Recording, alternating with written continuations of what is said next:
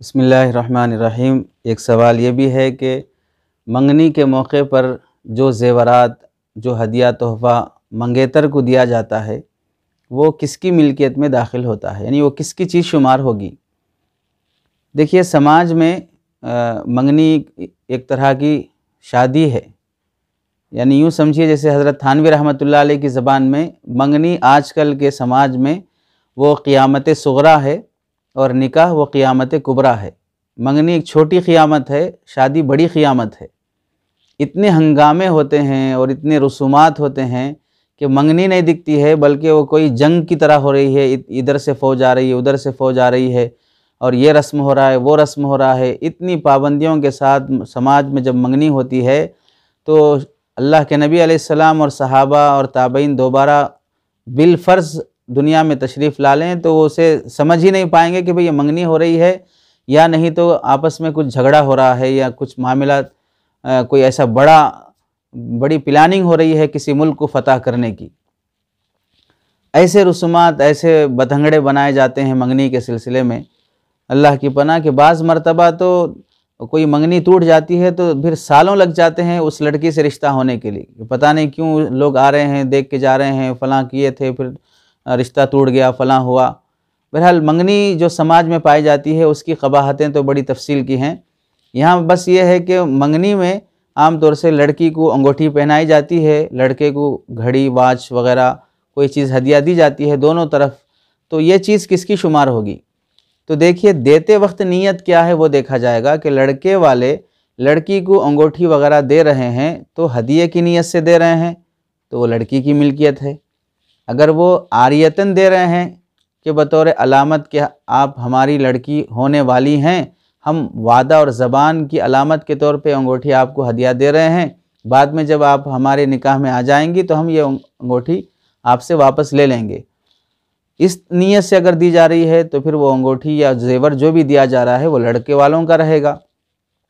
देते वक्त अगर ना नीयत कुछ थी, ना सराहत कुछ हुई, तो ऐसी सूरत में मसले का मदार उर्फ़ पर रहता है कि उर्फ़ में क्या समझा जाता है कि मंगनी के मौके पर जो जेवर दिया जाता है, उर्फ़ और लोग और समाज उसे क्या समझते हैं। अगर उर्फ़ ये बना हुआ है कि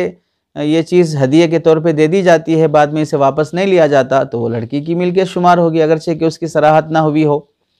और अगर उर्फ़ ये बना हुआ है कि ये आरियत में देते हैं, बाद में फिर लड़के वाले वापस ले लेते हैं, तो फिर उसी पर मदार होगा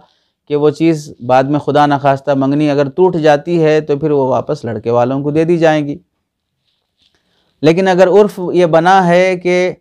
चीज़ ये ज़ेवर वग़ैरह हदिये के तौर पे दे दिया जाता है, तो फिर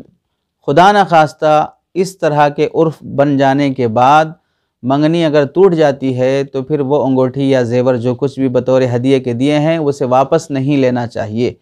चूँकि शरीयत में हदिये के सिलसिले में हिदायत है कि हदिया दी हुई चीज़ को वापस लेने वाला ऐसा है जैसा कि कुत्ता क़ै करके फिर उस क़ै की हुई चीज़ को खाने की तरह।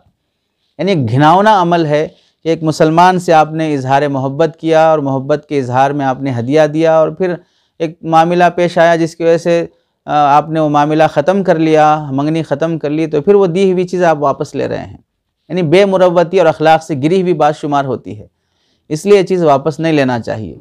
बिलफ़र्ज़ अगर वापस ले ली भी जाती है तो ये घिनौना अमल होने के बाद भी अपनी मिल्कियत में आ जाता है। अगर कोई मुतालबा करे और हम भाई आप जब आपसे हमारा निकाह होने वाला नहीं है तो हमने जो चीज़ आपको दी है हमें वापस कर दें,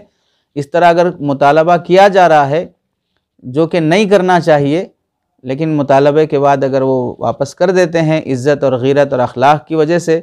तो वो चीज़ अपनी मिल्कियत में वापस आ जाती है। इसमें इस बात का ध्यान रहे कि मंगनी को